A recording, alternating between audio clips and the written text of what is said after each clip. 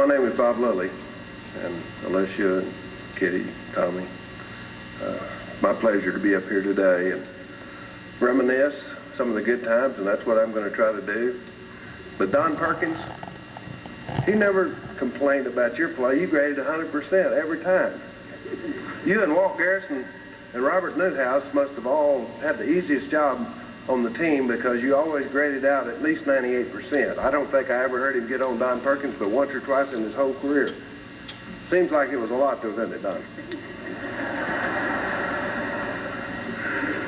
We did hate Mondays, didn't we, guys?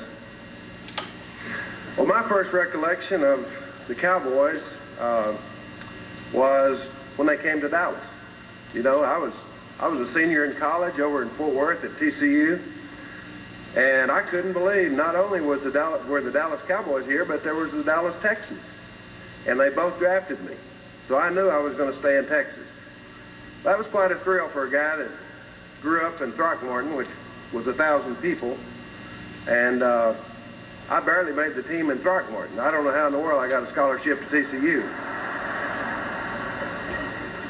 My senior year in college was an interesting year. That was the year that Roger Maris and Mickey Mantle were shooting for the home run championship, and I happened to see them interviewing Mickey Mantle on TV one day, and I saw Mickey in his locker. It was about 10 foot wide, had his name in big letters, Mickey Mantle, had his pinstripe uniforms on the left, and it was carpeted.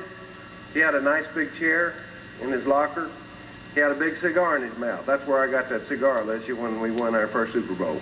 That was my idea for Mickey Mantle. But anyway, that was my vision of pro football. My vision was that I'm going to get out of this dressing room at TCU, and I'm going over, and I'm going to have my own locker with my name on it, with my Cowboy uniform in there, with the stars on the side, and I'm going to be big time. Well, my first meeting at Burnett Park, which brings up another subject. In fact, I always wanted to ask Coach Landry what he felt like when he came from Yankee Stadium to Burnett Park. I don't know how many of you, a lot of you younger guys don't know about Burnett Park, but I'll tell you about it. I came to my first meeting, and I kept going around this condemned baseball stadium here in Dallas, and my Chevy, whatever it was, that the motor fell out of, and I finally found this place, and I was looking for a door to go in, and I went around and around, and there was no door. There was an opening, but there was no door. Tex, you remember, I went in there, and they had military-style lights with wire and 30-watt bulbs. You could barely see. I went into the room where I heard voices coming out of, and I heard Coach Landry's voice. I thought it was his voice anyway, and it was. And I went in just in time, and the blackboard in there was made out of green slate, real old green slate, and when you marked on it with chalk, it squeaked real bad. For those of you that bothers, and I'm one of them, you know what I mean. Well, anyway, I came in, Coach Landry introduced me, and then he progressed to put his priorities in life on that blackboard. And number one, he put God, and number two, he put family, and number three, he put football. And he never did put money in there anywhere. I don't think of all the years that I ever knew Coach Landry, money ever entered into his mind. He always told us that if we did a good job, we had faith in what we're doing, we worked hard at it, and we win, all the good things follow. And he was right about that. But then when he finished saying God, family, and football, he said, and Lilly, that'll cost you $50 next time you're late. That was his fine schedule. That's what Perk's talking about. We did not like to hear his voice because it either meant we were going to get fined or he was displeased. Now, the only fear Tex Srim and Coach Landry had about us as players back then was that we were going to find a better job outside of football, right, Tex?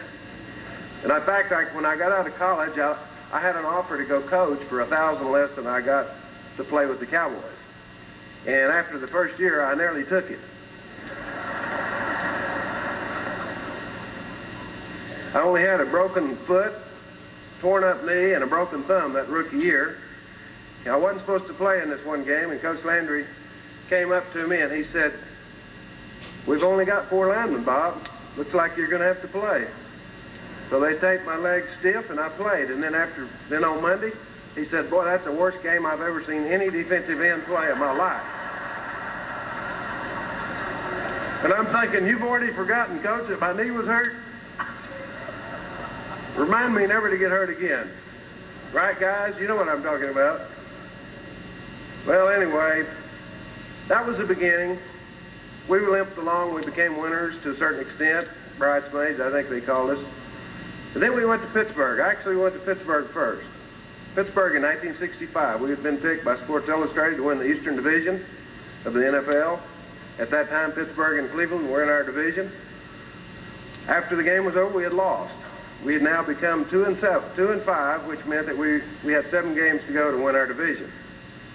Well, Coach Landry got up and he started talking and he ordered everyone out. I don't even know who all was in that room, but there's a lot of guys here that were in there.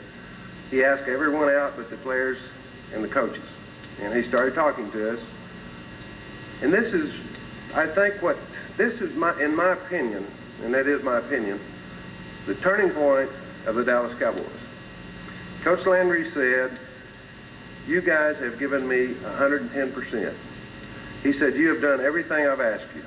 He said, "When I was in New York, and Vince Lombardi and I used to spend all this time studying those films, Sam," he said, "I formulated what I thought would be the offense and defense of the future, flex defense and multiple offense."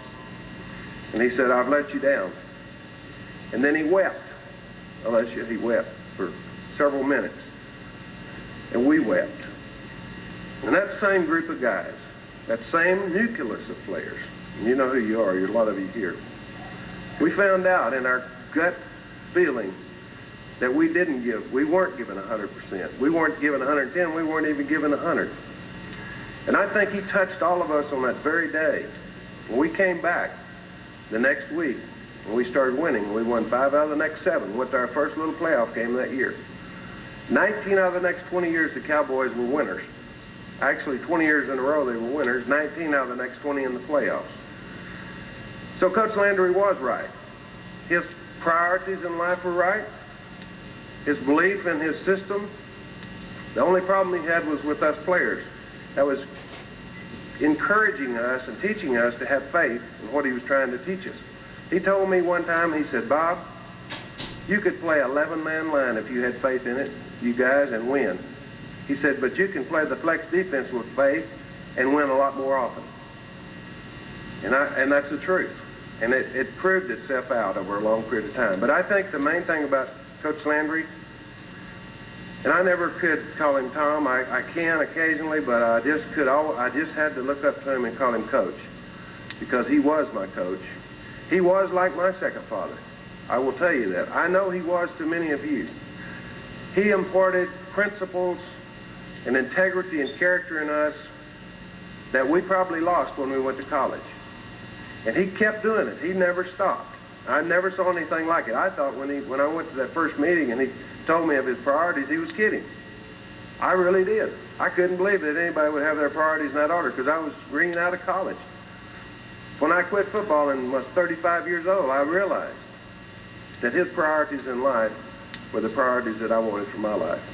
And I know many of my peers have done the same.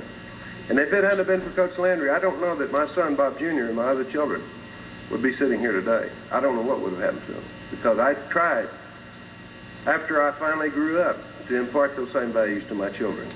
So we are the legacy. These guys up here, you fellows out there, all the people that Coach Landry came in contact with, we are the legacy of Coach Landry. And we are going to spread that to our children and to our nation. Thank you.